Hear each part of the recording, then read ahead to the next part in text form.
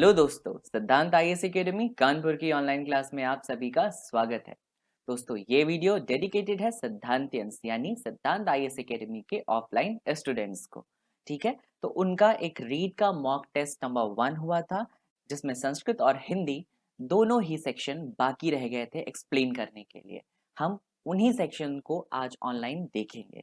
ठीक है, जो भी ये वीडियो देख रहे हैं, अगर वो ये पेपर करना चाहते हैं तो मैंने डिस्क्रिप्शन में लिंक दे दिया है, वो पेपर को डाउनलोड कर सकते हैं, उसको सॉल्व करें और उसके बाद इस वीडियो तक का आए।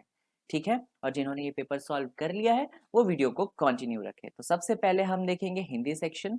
ठीक, दोस्तों रीट में हिंदी में कुल 30 क्वेश्चन आते हैं। ठीक, जिसमें 15 जो होते हैं वो लैंग्वेज पार्ट का होता है और 15 क्वेश्चन इसी में ही जो होते हैं वो होते हैं पेडागोजी यानी शिक्षण शास्त्र के। ठीक है, तो हम देखते हैं इन क्वेश्चंस को कैसे सॉल्व किया जाता है। तो पहला है कि निम्नलिखित गद्यांश को पढ़कर पूछे गए प्रश्नों के सही विकल्प चुनकर लिखिए। ठीक है भाई, पढ़ते हैं हम। राजस्थान की धरती पर हुई यह जल क्रांति एक दो नहीं करीब 15 सालों के कड़े संघर्ष और समाज की अथक मेहनत का नतीजा है। इस जल क्रांति को संभव बनाने में केंद्रीय भूमिका रही राजेंद्र सिंह की। इनके प्रयासों की सुंदर और अनूठी मिसाल है वे 5 नदियां जो 2 दशक पहले सूख गई थी पर अब सदा नीरा हो गई है। दोस्तों, हम अब पैराग्राफ को ज्यादा ना पढ़ते हुए हम प्रश्न पर आ जाते हैं और पहला प्रश्न है, इस जल क्रांति को संभव बनाने में डैश डैश रही राजेंद्र प्रसाद की। तो यहाँ पर आप देख रहे थे क्या लिखा है, केंद्रीय भूमिका। तो ऑप्शन में केंद्रीय भूमिका आप यहाँ पर टिक कर देंगे। तो फर्स्ट का आंसर जो करेक्ट है वो है बी। इसके बाद सेकेंड क्वेश्चन है सदा नीरा का अर्थ है। आप यहाँ पर देख रहे थे कि 2 दशक पहले जो सूख गई थी वो अब सदा नीरा हो गई। सदा मतलब हमेशा, नीरा मतलब पानी। ऐसी नदियां जिनमें हमेशा पानी रहने लगा। ठीक, तो क्या पहला ऑप्शन है सूखी नदी, भाई ये ऑप्शन तो कट गया। दूसरा है जिस नदी में कभी कभी पानी आए, ये तो आपके पैराग्राफ में कहीं मेंशन नहीं है। उसके बाद जिस नदी में कभी कभी पानी ना आए, ये भी मेंशन नहीं। तो आपके पास एक ऑप्शन बचता है डी, वह नदी जिसमें सदा पानी बहता हो। दोस्तों, हम ज्यादातर क्या करते हैं कि हमको अगर जहां पर आंसर मिल जाता है हमारे हिसाब से हम वहीं पर रुक जाते हैं। ऐसा नहीं करना चाहिए, हमें चारों ऑप्शन देखने चाहिए, उसके बाद ही अपना आखिरी आंसर देना चाहिए। ठीक है, तो अब थर्ड वाले पे जाएंगे कि नदी में फिर से बहता पानी गांव वालों के किस प्रकार के चरित्र को दर्शाता है। अभी तक का हमने जितना पैराग्राफ पढ़ा था उसमें तो ये कहीं भी नहीं मेंशन हुआ था। तो हम वापस से पैराग्राफ को कंटिन्यू करते हैं। पारंपरिक तरीके से जल प्रबंधन का अद्भुत उदाहरण पेश करती इन नदियों ने कितने ही गांव की तस्वीर बदलकर रख दी। अखरी, रूपारेल, सरसा, भगाड़ी और जहाज वाली नदी में फिर से बहता पानी इन गांव के लोगों के जुझारू चरित्र का अद्भुत प्रमाण है। अलवर जिले में अपनी मेहनत से सूखी नदियों को फिर से पानीदार बनाने वाला गांव के मेहनत कश लोगों ने इन्हें अपनी संपत्ति मान लिया है। ठीक है, तो यहाँ पर आप देखेंगे आपको आंसर क्या मिला, जुझारू। तो ये थर्ड का करेक्ट आंसर है ए। इसके बाद आते हैं हम नंबर 4 पर। निम्नलिखित शब्दों में कौन सा शब्द प्रत्यय वाला नहीं है। दोस्तों, आपको मालूम है उपसर्ग क्या होता है। उपसर्ग, उपसर्ग जो मूल शब्द के आगे लगे। और प्रत्यय क्या होता है, प्रत्यय, प्रत्यय वो होता है जो मूल शब्द के पीछे लगे। ठीक है, तो अब जैसे कि उपसर्ग में आप देख सकते हो, जैसे एक वर्ड है अनुशासन। ठीक, तो शासन वर्ड जो है वो है मूल शब्द और उसके आगे क्या लगा है, अनु उपसर्ग लगा है। इसी तरीके से अगर हम प्रत्यय की बात करें तो ये पीछे लगते हैं। तो उदाहरण देख लेते हैं, जैसे कि सामाजिक। तो जो मूल शब्द है वो है समाज, प्रत्यय लगा है वो क्या है, वो है एक प्रत्यय। ठीक है, तो अभी यहाँ पर हम देखते हैं, हम चारों ऑप्शन को देखेंगे बारी बारी से। पहला है मेहनत कश, तो जो मूल शब्द है वो है मेहनत। तो कश क्या हुआ, प्रत्यय हुआ क्योंकि पीछे लगा है। पानीदार, तो पानी मूल शब्द है और दार क्या हुआ, प्रत्यय हुआ। पारंपरिक, पारंपरिक के पीछे लगा है एक प्रत्यय। लेकिन जो डी है इसमें कोई प्रत्यय नहीं है, प्रयास शब्द मूल शब्द है। ठीक है, तो जो डी ऑप्शन है वही आपका आंसर होगा। बच्चे जनरली इसको नहीं देखते हैं। ठीक है, वो क्या क्वेश्चन देखेंगे, निम्नलिखित शब्दों में कौन सा शब्द प्रत्यय वाला है। और वहीं पर ये तीनों शब्द है और पहला ही आंसर पे वो टिक कर देंगे, बाकी के आंसर तक जाएंगे भी नहीं। तो आपको ये गलती नहीं करनी है। जब भी नहीं शब्द देखे तो उसको बिल्कुल हाईलाइट कर लें, गोला बना लें कि हाँ भैया इसमें आपको आंसर क्या बताना है। फिर फिफ्थ पर आते हैं, निम्नलिखित में से संख्यावाचक विशेषण छांटकर लिखिए। ठीक है, पहली बात तो विशेषण कितने प्रकार के होते हैं? 6 प्रकार के होते हैं। कौन कौन से? गुणवाचक विशेषण, परिमाणवाचक विशेषण, संख्यावाचक, संकेतवाचक, प्रश्नवाचक और व्यक्तिवाचक। हम इन्हें क्लास में बहुत अच्छे से पढ़ चुके हैं, तो हम ज़्यादा डिटेल में नहीं जाएंगे। यूट्यूब पर हम इसकी ऑनलाइन क्लासेस डाल देंगे, तो इसलिए आप भी परेशान ना हो। ठीक है, तो यहाँ पर विशेषण के 6 प्रकार में है एक संख्यावाचक। ठीक, तो संख्यावाचक भी कई प्रकार के होते हैं, जैसे गणना बोधक, क्रम बोधक, आवृत्ति बोधक, समुदाय बोधक और प्रतीक बोधक। तो गणना बोधक यानी जिसमें नंबर हो, जिसमें गिनती हो। ठीक, जैसे 7, 8, 9, 10। ठीक, 7 आम 3 बच्चे। तो आपको समझ में आया। क्रम बोधक जब भी आपको क्या पता चले, आपको क्रम पता चलता है, सीक्वेंस पता चलता है, जैसे पहला, दूसरा, तीसरा, चौथा। ठीक, तो देखिए वो होते हैं क्रम बोधक। फिर है आवृत्ति बोधक। आवृत्ति मतलब होता है दोहराव, यानी गुना, यानी 1 गुना, 2 गुना, 3 गुना, 4 गुना। ठीक है, तो इन्हें हम क्या कहते हैं? आवृत्ति बोधक कहते हैं। और फिर है समुदाय बोधक। तो समुदाय बोधक में ग्रुप दिखाई पड़ता है, समूह दिखाई पड़ता है, जैसे दोनों, तीनों, चारों, छठों, सातों। ठीक, और फिर है प्रत्येक बोधक। तो प्रत्येक में आपको ये शब्द ही रखा हुआ मिलेगा, या प्रत्येक या हर एक। ठीक, तो अब आपको समझ में आ गया कि विशेषण आपके कितने प्रकार के? 6 प्रकार के होते हैं। और उसमें जो संख्यावाचक विशेषण में पहला होता है गणनावाचक विशेषण, उसका देखिए ये प्रकार है 15 साल। ठीक है, तो ये आपका ऑप्शन सी करेक्ट हो गया। इसके बाद हम नेक्स्ट गद्यांश को पढ़ते हैं। मनुष्य जन्म से ही अहंकार का इतना विशाल बोझ लेकर आता है कि उसकी दृष्टि सदैव दूसरों की बुराइयों पर ही टिकती है। आत्मनिरीक्षण को भुलाकर साधारण मनुष्य केवल पर छिद्रान्वेषण में ही अपना जीवन बिताना चाहता है। इसके मूल में उसकी ईर्ष्या की दाहक दुष्प्रवृत्ति कार्यशील रहती है। दूसरे की सहज उन्नति को मनुष्य अपनी ईर्ष्या के वशीभूत होकर पचा नहीं पाता है और उसके गुणों को अनदेखा करके केवल दोषों और दुर्गुणों को ही प्रचारित करने लगता है।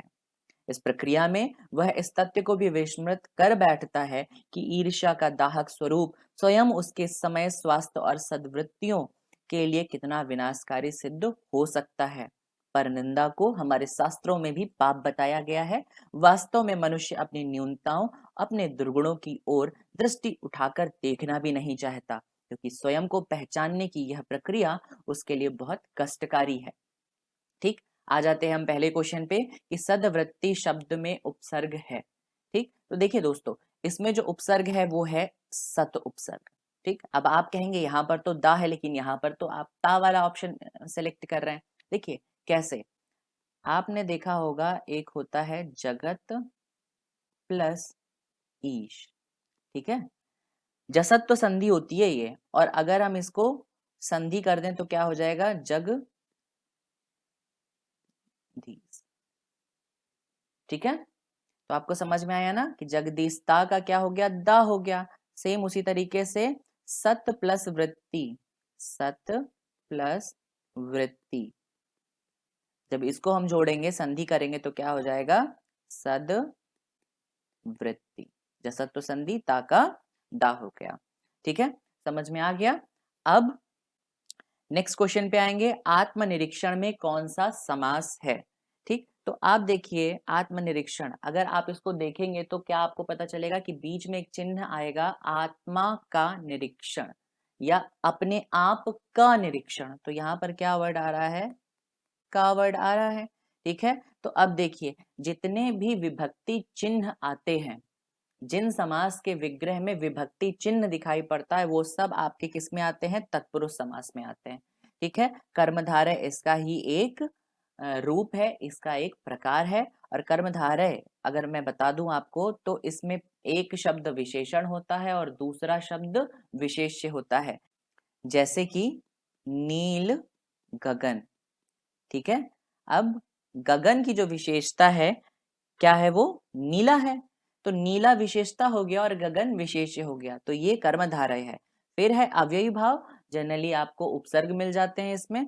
और द्वंद्व समास में दो शब्द होते हैं, और आप अगर कहा जाए कि दोनों शब्द में बड़ा कौन है, मतलब महत्वपूर्ण कौन है, तो आप बता नहीं पाएंगे। जैसे कि माता पिता, ठीक, अब दोनों शब्द इंपॉर्टेंट है, बीच में हाइफन लगा दिया है, तो दोनों ही इंपॉर्टेंट है। अब दोनों में कौन बड़ा नहीं बता सकते, इसीलिए वहां पर द्वंद्व है। अब रात दिन, तो रात सही कि दिन सही, राम कृष्ण सीता राम, ये सब इसके उदाहरण है, तो ये द्वंद्व समास भी नहीं है। ठीक, अब आते हैं क्वेश्चन नंबर 8 पर। पाप शब्द उदाहरण है। देखिए क्रिया जो है, क्रिया यानी कि कुछ एक्शन होना, कुछ काम जैसा होना, तो पाप कोई क्रिया नहीं है। ठीक, तो आप इसको काट देंगे। फिर क्या है, कारक, कारक में तो चिन्ह होते हैं, ठीक है, तो ये कारक भी नहीं है। और उसके बाद बचता है आपके पास संज्ञा और विशेषण। ठीक, तो दोस्तों याद रखना, संज्ञा शब्द अकेले आता है, उसके आजू बाजू कोई शब्द ना आए फिर भी अपने आप को वो एक्सप्लेन कर ले जाता है, अपने आप को व्याख्या कर ले जाता है। लेकिन अगर विशेषण है तो उसके आजू बाजू संज्ञा शब्द या सर्वनाम शब्द अवश्य होना चाहिए। ठीक है, जैसे कि अगर शब्द होता पापी, तो अब इसको आप अकेले यूज नहीं कर सकते, आप इसको क्या, यहाँ पर आपको संज्ञा लगाना ही पड़ता है। ठीक है, तो पापी आपका क्या हो जाता, विशेषण हो जाता, और मनुष्य क्या हो जाता, आपका संज्ञा हो जाता है। ठीक है, तो यहाँ पर आप पाप जब भी देख रहे हैं तो इसके आगे पीछे अगर आप शब्द नहीं भी लगाएंगे तो भी चलेगा, तो यानी कि ये क्या है, ये है संज्ञा, ना कि विशेषण। ठीक, अब आते हैं क्वेश्चन नंबर 9 पे। अन्वेषण शब्द में संधि है। तो देखिए अन्वेषण का विच्छेद अगर हम करेंगे तो अनु प्लस एषण, तो जो ये ना है और ऊ की मात्रा है, तो ना का क्या हो जाएगा, आधा हो जाएगा। ठीक, अब ऊ का क्या हो जाएगा, ऊ का वाह हो जाता है, और ये मात्रा चढ़ जाएगी ये वाली ए की, और यहाँ पर सड़, अन्वेषण, देखिए वही आया है ना, तो ये आपका यण संधि है। कभी हम करेंगे संधि वाला चैप्टर तो हम ये क्लियर कर लेंगे, ये यण संधि है। इसके बाद है निपात शब्द पहचानिए। आपको दोस्तों पता है निपात शब्द क्या होते हैं, नहीं पता है? देखिए मैंने आपके लिए ये, देखिए हम जानेंगे पहले कि निपात क्या होता है। किसी भी बात पर जब भी हमें अतिरिक्त बल देना होता है, भार देना होता है, तो जिन शब्दों का प्रयोग किया जाता है उन्हें हम क्या कहते हैं, निपात या अवधारक कहते हैं। जैसे भी हो गया, तो हो गया, केवल, ही, मात्र आदि। अगर इन शब्दों को आप हटा भी लेते हो तब भी वाक्य पर कोई परिवर्तन नहीं होगा। ठीक है, तो इनका काम क्या होता है, बस शब्दों पर जोर देना या बल देना। जैसे तुमने तो हद कर दी, अगर हम ये तो हटा लें, इसके बावजूद भी तो वाक्य का कोई मतलब नहीं बदलेगा। तुमने हद कर दी, ठीक है, लेकिन हमें बहुत बल देना है कि हाँ तुम ही ने है, तुम ही ने था जो कचरा फैला दिया बिल्कुल भयंकर, तो तुमने तो हद कर दी। ठीक, फिर क्या, कल मैं भी आपके साथ चलूंगा। ठीक, तो यहाँ पर जो निपात है वो भी है। उसने मुझसे बात तक नहीं की, यहाँ पर निपात तक है। टीचर के आने भर की देर थी कि सब शांत हो गए, यहाँ भर है निपात। गांधी जी को बच्चे तक जानते, यहाँ पर तक है निपात। ठीक है, तो अब आपको समझ में आ गया ना कि निपात क्या होता है। वापस से आते हैं अपने प्रश्न पर कि निपात शब्द पहचानिए, तो आप निपात शब्द पहचान जाएंगे भैया, केवल। ठीक, देखिए इसका कोई अर्थ नहीं होता, तो सदैव का भी देखिए अर्थ होता है, मूल का भी अर्थ होता है और का भी अर्थ होता है, लेकिन केवल का कोई अर्थ नहीं होता है। ठीक, इसके बाद बात करते हैं कौन सा एक सुमेलित नहीं है, गांधी जी। भाई गांधी जी तो बुनियादी शिक्षा की बात करते थे, तो ये तो करेक्ट है। फ्रॉबेल जीवन केंद्रित शिक्षा की बात किया इन्होंने। जॉन डीवी ने सामंजस्यीकरण शिक्षा की बात करी है, लेकिन थॉर्नडायक ने समाज शिक्षा की बात नहीं की है, तो ऑप्शन डी जो है वो करेक्ट है। ठीक, अब आते हैं 12th है। एक शिक्षक अपने बालक को पायो जी मैंने राम रतन डैश डैश नामक पाठ पढ़ाते समय संभवतः किस उपागम को प्रयोग में लाया होगा। ठीक है, तो देखिए हम देख लेते हैं पहले, तो उसमें एक ऑप्शन है भाषा संसर्ग विधि। तो भाषा संसर्ग विधि क्या है कि बच्चों को व्याकरण के नियम नहीं बताए जाते हैं, लेकिन उनको एक ऐसा माहौल दिया जाता है जिसमें वो बात करके सीख सके। ठीक है, वो प्रयोग कर सके शब्दों का, वाक्यों का। तो ये क्या होती है, भाषा संसर्ग विधि होती है। आप यहाँ से देख लीजिएगा, डिटेल आपको यहाँ पे मिल जाएगी। इसके बाद है ध्वन्यात्मक विधि, इसी को ही क्या कहते हैं, संश्लेषणात्मक विधि भी कहा जाता है। इसमें क्या होता है, समान ध्वनि वाले शब्द साथ साथ रखे जाते हैं, जैसे कि मछली जल की रानी है, जीवन उसका पानी है। तो यहाँ रानी है और पानी है, देख रहे हैं ना, इन शब्दों को हम साथ साथ में रख रहे हैं, तो ये ध्वन्यात्मक विधि है। ठीक, इसी में ही हम नए नए शब्द भी बनाते हैं, इसीलिए इन्हें क्या कहा जाता है, संश्लेषणात्मक विधि भी कहा जाता है इसको। इसके बाद है व्यतिरेक विधि। जब भी आपको नई भाषा सीखनी होती है ना, तो उसके लिए जरूरी होता है जो आपकी मातृभाषा आपने सीखी हुई है उसी से कंपेयर किया जाए, उसी से उसकी तुलना करके सिखाया जाए। जैसे कि मैं बच्चों को जब भी सिखाता हूँ, अगर मुझे इंग्लिश पढ़ानी होती तो मैं ये बताता हूँ कि देखिए, जैसे हिंदी में 8 आपके शब्द के रूपांतर होते हैं, कौन कौन से, संज्ञा, सर्वनाम, क्रिया, विशेषण, ठीक है, क्रिया विशेषण, समुच्चय बोधक, संबंध बोधक, विस्मयादि बोधक, ये 8 होते हैं। सेम उसी तरीके से अगर हम इंग्लिश में देख लें, तो इंग्लिश में भी तो नाउन होता है, प्रोनाउन होता है, प्रीपोजिशन होता है, एडजेक्टिव होता है, एडवर्ब होता है, ठीक है, इंटरजेक्शन होता है। ये सारे जो होते हैं, ये बिल्कुल एग्जैक्ट आपके हिंदी ही की तरह होते हैं। तो आप लोगों को क्या लगता है, आप लोग को चीजें आसान लगती है कि हाँ, ये बिल्कुल हिंदी जैसा ही तो है। अब हिंदी में हम पुरुष पढ़ते हैं, ठीक है, प्रथम पुरुष, मध्यम पुरुष और उत्तम पुरुष, और वहीं इंग्लिश में हम क्या पर्सन पढ़ते हैं, first person, second person, third person. तो ये जो कंपेयर करके मैं पढ़ा रहा हूँ ना, इसी को क्या कहते हैं, व्यतिरेक विधि कहते हैं। ठीक, इसके बाद बात करते हैं रसास्वादन विधि, इसको ही उपसंहार विधि भी कहते हैं। तो इसमें क्या होता है कि कोई कविता बताई जाती है आपको और उसका अर्थ नहीं समझाया जाता है, पहले आपको क्या बताया जाता है, कविता पाठ कराया जाता है। ठीक, तो ये आपकी विधि जो है वो रसास्वादन विधि होती है, या इसी को ही क्या कहते हैं, हम उपसंहार विधि कहते हैं। अब आपने क्वेश्चन पर आ जाते कि एक शिक्षक अपने बालकों को पायो जी मैंने राम रतन धन पायो नामक कविता का पाठ करा रहा है, संभवतः ये किस उपागम का प्रयोग कर रहा है। तो आपने व्यतिरेक देख लिया, ये आपकी नई भाषा सीखने के लिए होता है, तो ये ऑप्शन तो हो नहीं सकता है। भाषा संसर्ग उपागम, आपने इसको भी देखा है, तो भैया ये भी नहीं हो सकता है। जो ये ऑप्शन होता है ना, ये बहुत रेयर होता है, बहुत ही कम सही होता है, इसको तो आप जल्दी मत ऑप्ट करिएगा। तो आपका एक बच जाता है ऑप्शन नंबर सी। इसके बाद बात करते हैं निम्न में से वह कौन सी विधि है जिसके द्वारा एक शिक्षक कविता पढ़ाते समय बालकों को उसके वास्तविक आनंद की अनुभूति करवाता है। तो अभी हमने देखा था कौन सी भाई, ये है आपकी उपसंहार विधि। उपसंहार को ही हम क्या कह रहे थे, रसा स्वादन, ठीक है, रसास्वादन विधि। अब दोस्तों यहाँ पर एक भंडारकर विधि का उपयोग किया गया है। तो भंडारकर विधि मैंने यहाँ पर आपके लिए दे दिया है, आप इसको देख लीजिएगा। इसको व्याकरण अनुवाद विधि भी कहते हैं, और 1835 में लॉर्ड मैकाले ने इसका विकास किया था। लेकिन जो वास्तविक बुक लिखी थी इस पर, वो थे डॉक्टर रामकृष्ण गोपाल भंडारकर। इनकी बुक इंपॉर्टेंट है, मार्गोपदेशिका और संस्कृत मदिरांत, ठीक है। और अगर पूछा जाए कि ये किस मेथड पर, वाइल्टर पैनफील्ड के किस मेथड पर आधारित है, तो मदर मेथड पर आधारित है, ठीक है। वापस से आ जाते हैं, समवाय एक प्रकार से है। तो समवाय विधि जो होती है, वो समवाय विधि देखते हैं हम क्या होती भाई। समवाय विधि देखिए, उद्योग, भौतिक वातावरण और सामाजिक वातावरण, इनको जब भी तीनों को क्या केंद्र माना जाता है, तो उस विधि को हम क्या कहते हैं, समवाय विधि कहते हैं।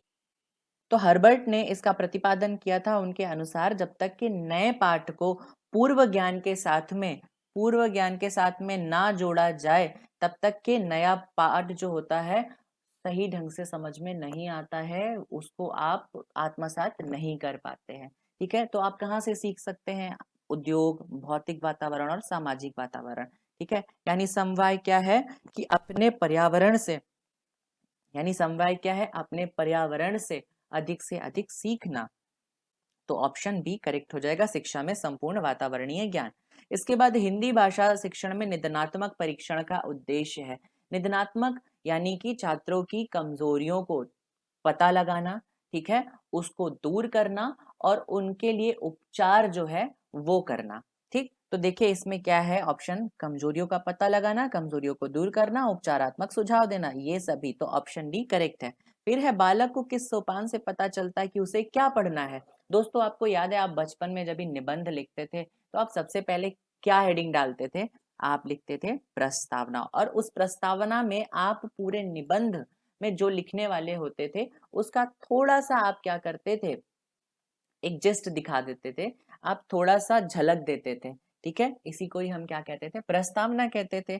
तो बालक को भी किस सोपान से पता चलेगा, भैया प्रस्तावना ही पढ़ के पता चलेगा कि हमें आगे क्या पढ़ना है चैप्टर में।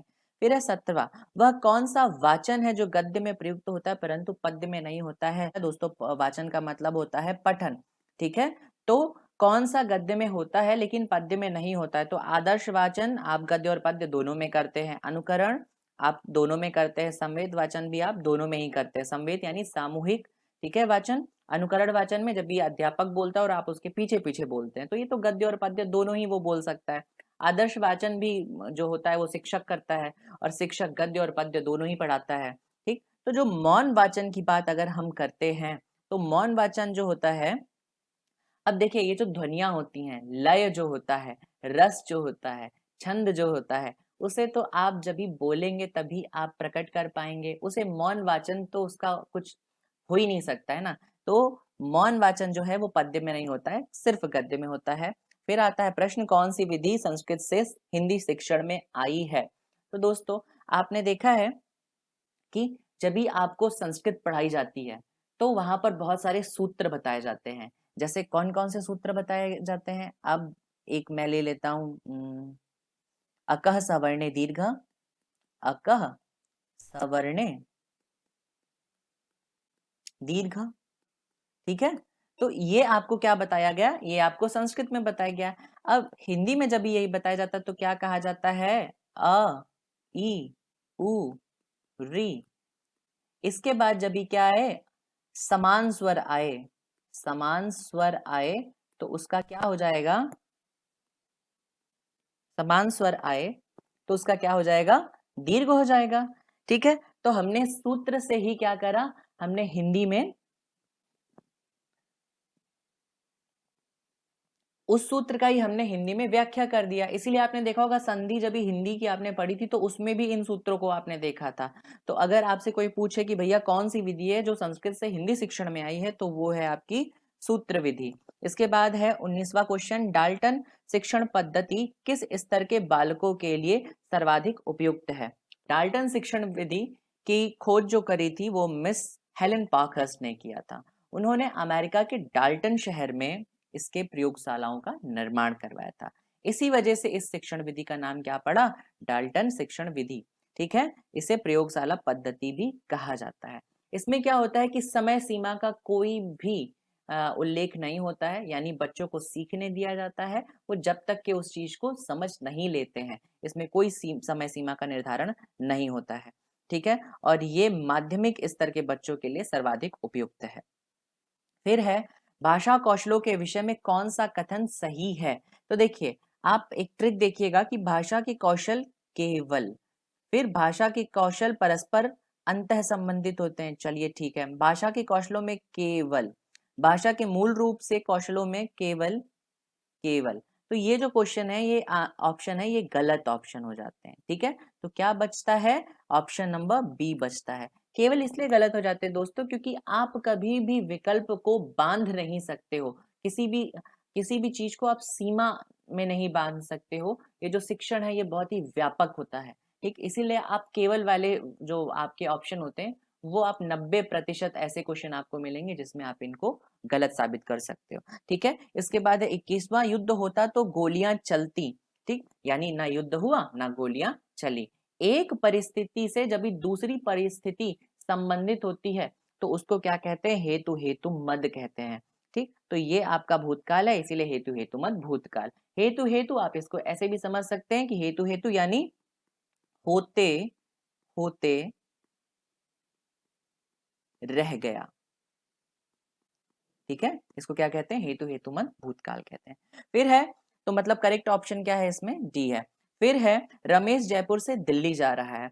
तो अब रमेश जयपुर से अलग हो रहा है ना, तो जहां पे भी अलगाव होता है वहां पर आपादान कारक होता है, तो बी ऑप्शन करेक्ट है। स्वरित वर्ण का उदाहरण, ये जो आपके संस्कृत के और हिंदी के वीडियो बनाए हैं उसमें आप जाएंगे तो आप देखेंगे वर्ण विचार वाले सेक्शन में कि जो सभी स्वर होते हैं उन्हें ही हम क्या कहते हैं, स्वरित कहते हैं। यानी यहाँ पर यहाँ पर आपका ई जो है, जो डी विकल्प में है, वो डी विकल्प करेक्ट है।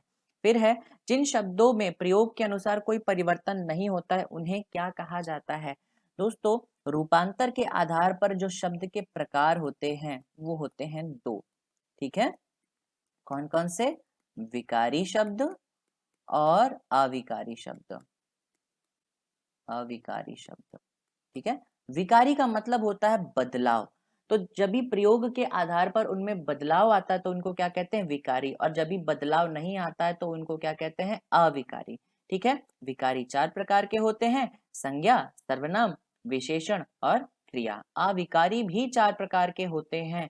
कौन कौन से? क्रिया विशेषण, कौन कौन से? क्रिया विशेषण, संबंध बोधक, विस्मयादि बोधक और समुच्चय बोधक, ठीक है। तो अब इस प्रश्न का उत्तर आप दे सकते हैं ना कि जिन शब्दों में प्रयोग के अनुसार कोई भी परिवर्तन नहीं होता है उन्हें कहा जाता है अविकारी शब्द।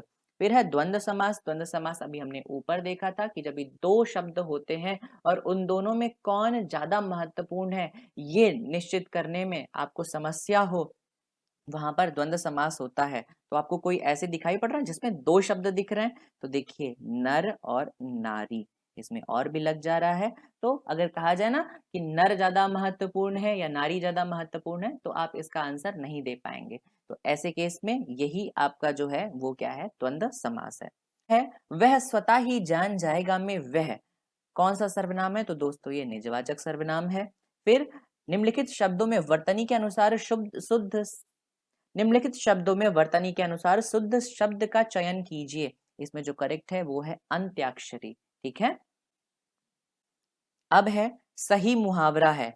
सही मुहावरा, नेत्रों में मिट्टी डालना, आंखों में रेत फेंकना, आंखों में धूल झोंकना और आंखों में कचरा डालना। तो आपने जो सुना होगा वो सुना होगा आंखों में धूल झोंकना। फिर नगर में रहने वाले को क्या कहा जाता है? दोस्तों, नगर में रहने वाले को नागर कहा जाता है। अगर प्रश्न होता है शहर में रहने वाले को क्या कहा जाता है तो आप शहरी ऑप्शन लगा सकते थे। फिर है श्याम धीरे धीरे चलता है। अब धीरे धीरे क्या है? तो देखिए चलना जो है वो है क्रिया, और क्रिया की जो विशेषता है वो क्या है, धीरे धीरे, ठीक है। तो धीरे धीरे क्या हुआ, क्रिया विशेषण हुआ, ठीक है। यहीं पर हिंदी का जो सेक्शन है वो समाप्त होता है।